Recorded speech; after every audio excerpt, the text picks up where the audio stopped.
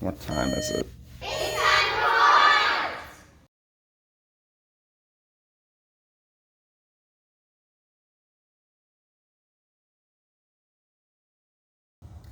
Fourth and fifth grade, welcome back. We are out of the Renaissance. If Leonardo da Vinci and the other Renaissance artists are from the 1500s, we are now moving into the 1600s. What I want us to do for the next 2 weeks is paint the best self-portrait you've ever painted, like Rembrandt. Rembrandt is a famous painter from the 1600s.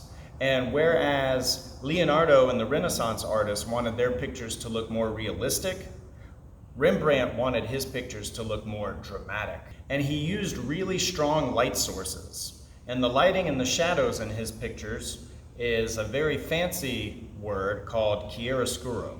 Rembrandt Harmenzoon van Rijn was a Dutch painter and one of the most, if not the most, important painter in Dutch history.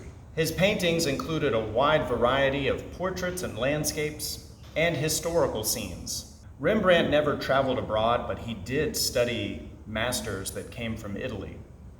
And he taught many Dutch masters after him. Rembrandt's self-portraits, his paintings of himself, are important because he wasn't vain about them. They're kind of a document showcasing how he aged. It's almost like a visual autobiography that he wrote his entire life. Rembrandt used chiaroscuro. Chiaroscuro is a lighting style that emphasizes a strong light source and really dark shadows. It first emerged during the Renaissance, but Rembrandt kind of took it to the next level.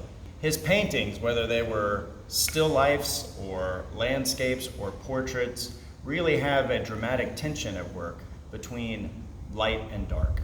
Here is how I want us to paint our self-portrait part 1 in the style of Rembrandt.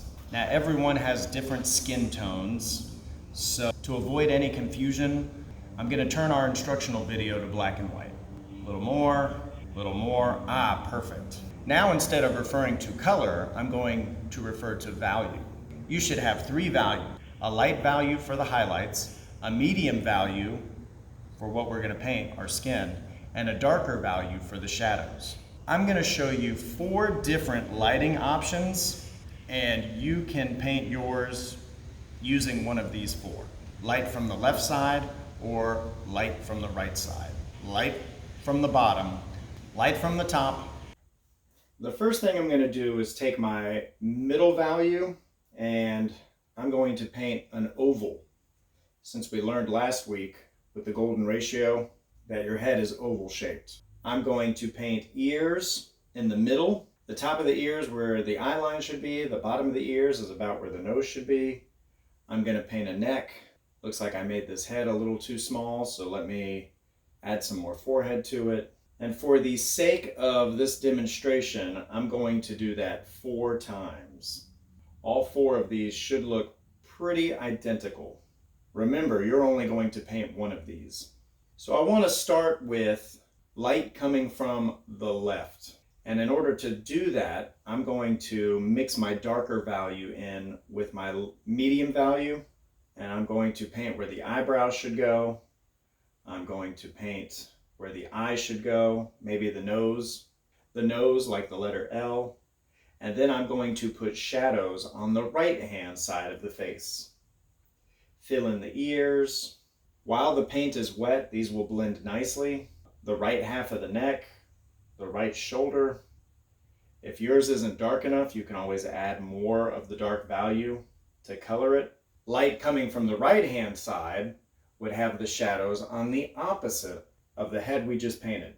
So I will do shadows on the left-hand side of the face, the eyebrows, the eye, the nose is shaped like a letter L.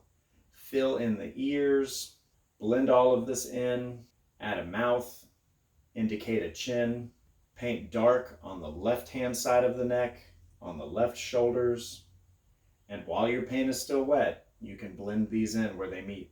If your light source is coming from underneath, like you're holding a flashlight under your chin, that's going to put the top of your head in shadow.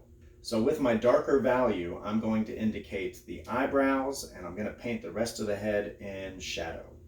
I'm going to paint the nose in shadow, the ears in shadow, the tops of my cheeks in shadow, my upper lip almost like a mustache, the top half of my chin would be in shadows, the back of my neck and shoulders would be in shadows, the cavity where my eyeballs are would be in shadows. And again, if you think these are not dark enough, you can always add more of the dark value to your shadows and then blend them in while the paint is still wet. Your last option is if the light source is coming from overhead, above. That would mean that my jawline and my chin is in shadow. So I'm going to start with what looks like an Abraham Lincoln beard. The bottom of my nose would cast a shadow, the bottom of my lips would cast a shadow, the cavity where my eyeballs will go next week, that would cast a shadow. My whole head underneath my chin would cast a shadow on my neck. So this is the beginning of your 4 options. The next thing we need to do is with our lightest value, add the highlights where the light would be shining from. So let's go back to our lighting on the left. This is where the light source would be coming from the left. I would start with a highlight on my nose, highlight on my cheek. I would do highlights on the left-hand side of my face and my ears, the left-hand side of my neck, and hopefully your paint is still wet. These will all blend together.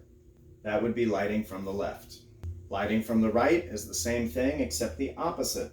Highlights on the right half of my neck, highlights on the right half of my head, highlights on my nose, my forehead, my cheekbones, my chin, my lips, the ears. Light coming from underneath would be the opposite of where the shadows are. So highlight on my chin, highlight on the bottom of my cheeks, highlight under my nose, highlight on my upper lip, and that would be light coming from underneath. Our last one is light coming from overhead. So I will start with a big old hot spot on my forehead, the opposite of our last picture. I'll put light on my nose, highlights on my cheeks, highlights on my upper lip, highlights on the top of my chin, and that's it. Pick one of these. They all look like nondescript mannequins. We will add details to these next week. I can't wait. These need some time to dry. See you next time. Bye. Today's pro tip: when you're painting on a vertical wall, you're gonna get drips. There's no avoiding it. I like to play a game where I pretend that the drips are like Missile Command, one of my favorite video games as a kid. Paintbrushes don't come with erasers. That's why your next best friend is a wet rag. Always have a wet rag ready to help you catch and erase your drips. I never start any painting without a wet rag nearby.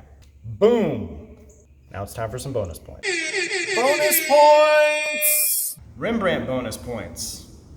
I told you he is from the 1600s, but I didn't tell you when he was born. Please tell me for bonus points what year Rembrandt was born. Okay, see you next time. Bye.